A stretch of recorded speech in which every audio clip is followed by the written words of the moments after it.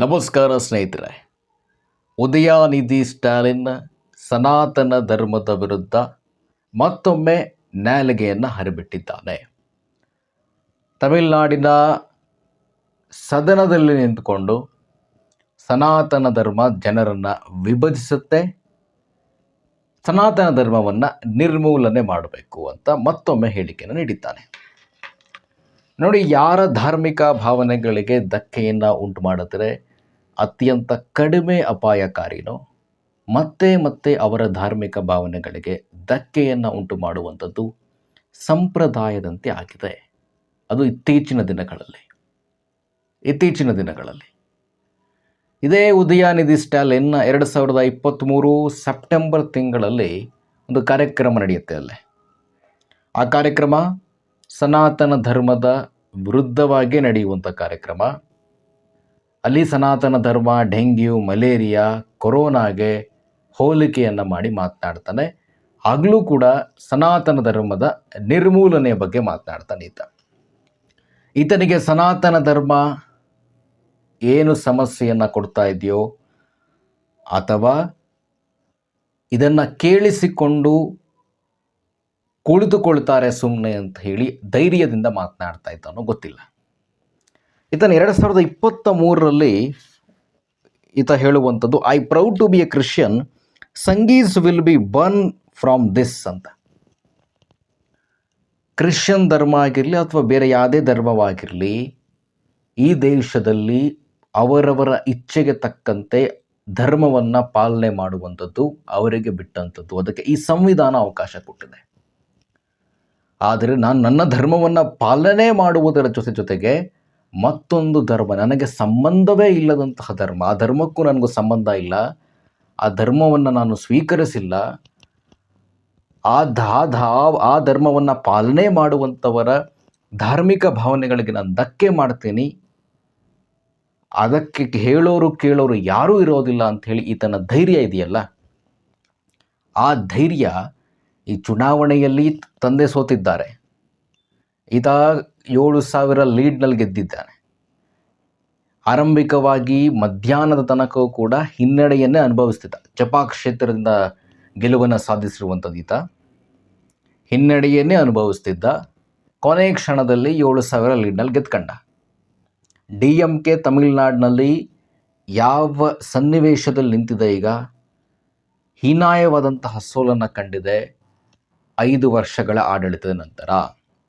ತನ್ನ ಪಕ್ಷವನ್ನು ಯಾವ ರೀತಿಯಾಗಿ ಸಂಘಟನೆ ಮಾಡಬೇಕು, ಫ್ಯೂಚರ್ ಸಿ ಎಂ ಕನಸು ಕಂಡಿದ್ದ, ತನ್ನ ಪಕ್ಷವನ್ನು ಸಂಘಟನೆ ಯಾವ ರೀತಿ ಮಾಡಬೇಕು ಅನ್ನೋದರ ಬಗ್ಗೆ ಯೋಚನೆ ಮಾಡೋದು ಬಿಟ್ಟು ಇಲ್ಲಿ ಶಾಸಕನಾಗಿ ಪ್ರಮಾಣ ವಚನ ಸ್ವೀಕರಿಸ್ತಾನೆ.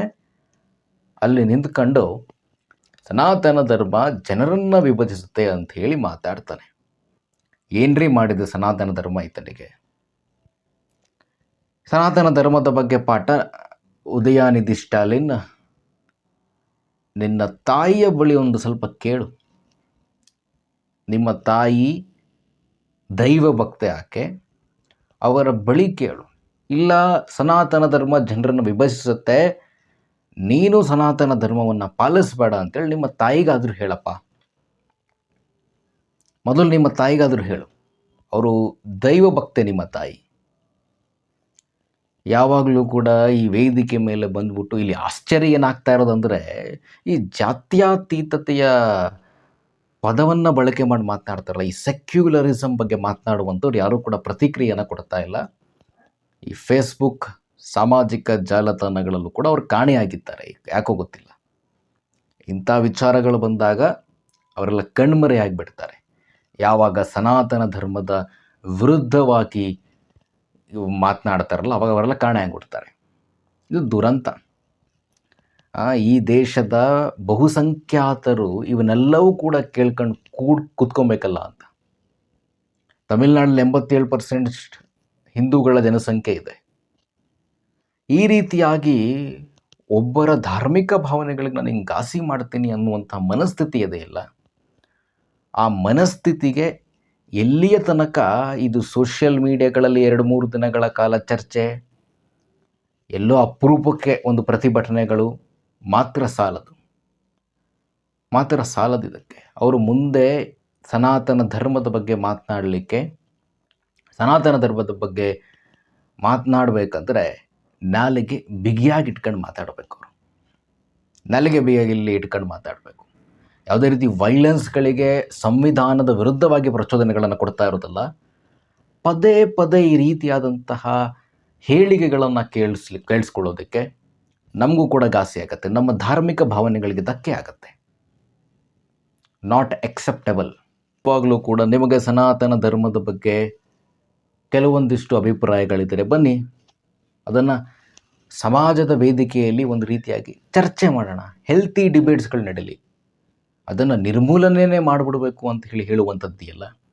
ಇದು ಸರಿಯಲ್ಲ. ಇದು ಯಾರೂ ಕೂಡ ಒಪ್ಪುವಂಥದ್ದಲ್ಲ. ಹೇಳಿಲ್ವಾ, ಯಾರ ಧಾರ್ಮಿಕ ಭಾವನೆಗಳಿಗೆ ಧಕ್ಕೆ ಉಂಟಾದರೆ ಅತ್ಯಂತ ಕಡಿಮೆ ಅಪಾಯನೋ ಅವರ ಧಾರ್ಮಿಕ ಭಾವನೆಗಳಿಗೆ ಮತ್ತೆ ಮತ್ತೆ ಧಕ್ಕೆ ಆಗ್ತಾ ಇದೆ. ಅದು ಕಂಟಿನ್ಯೂ ನೋಡಿ. ಉದಯನಿಧಿ ಸ್ಟಾಲಿನ್ ತನ್ನ ತಂದೆ ಮುಖ್ಯಮಂತ್ರಿ ಅನ್ನುವ ಕಾರಣಕ್ಕಾಗಿ ಇವತ್ತಾದ ಸದನದಲ್ಲಿ ಕೂತ್ಕೊಂಡಿದ್ದಾನೆ. ಸ್ಟಾಲಿನ್ ಅವರ ತಂದೆ ಕರುಣಾನಿಧಿ ದ್ರಾವಿಡ ಹೋರಾಟವ ಮಾಡುವುದರ ಮೂಲಕ ಒಂದು ಪಾಪ್ಯುಲಾರಿಟಿಯನ್ನು ಗಳಿಸ್ಕೊಂಡ್ರಲ್ಲ, ಅವರ ಕಾರಣಕ್ಕಾಗಿ ಸ್ಟಾಲಿನ್ ಮುಖ್ಯಮಂತ್ರಿ ಆಗಿತ್ತು. ಸ್ಟಾಲಿನ್ ಕಾರಣಕ್ಕಾಗಿ ಉದಯನಿಧಿ ಈಗ ಶಾಸಕನಾಗಿ ಕುಂತಿರುವಂಥದ್ದು, ವಿಪಕ್ಷ ನಾಯಕನ ಕೂಡ ಆಗುವಂಥದ್ದು. ಹಾಗೆ ಹೇಳೋದೇ ಆದರೆ ಉದಯನಿಧಿ ಸ್ಟಾಲಿನ್ ಅವರ ಈ ಮಾತನ್ನು, ಎರಡನೇ ಬಾರಿ ಆಡಿರುವ ಮಾತನ್ನು ಕೂಡ ಒಪ್ಪುವಂಥದ್ದಲ್ಲ. ಅದಕ್ಕೆ ಕ್ಷಮೆ ಯಾಚಿಸ್ಬೇಕಂತೇಳಿ ಕೆಲವರು ಹೇಳ್ತಾರೆ. ನೋಡಿ, ಯಾರ್ಯಾರು ಏನೇನು ಅನ್ನೋದು ಇಂಥ ಸಂದರ್ಭಗಳಲ್ಲಿ ಗೊತ್ತಾಗುತ್ತೆ.